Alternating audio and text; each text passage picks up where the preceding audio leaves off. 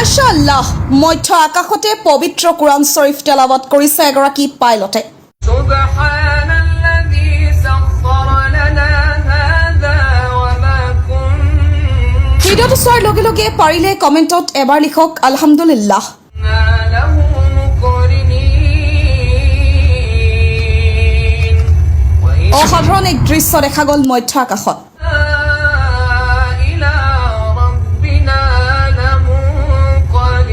মধ্য আকাশত উৰা জাহাজৰ পাইলটে তেলাৱত কৰিলে পবিত্ৰ কুৰাণ শৰীফৰ আয়াত।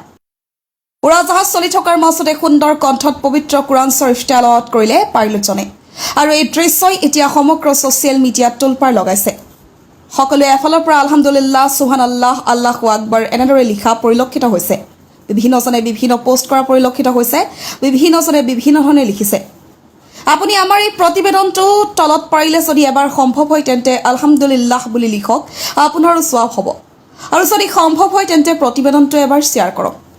আহক আমি ভিডিঅ'টো এবাৰ চাই লওঁ। সুবহানাল্লাযী সাখখাৰা লানা হাযা ওয়া মা কুন্না লাহু মুকরিনীন ওয়া ইন্না ইলা রাব্বিনা লামুনকালিবুন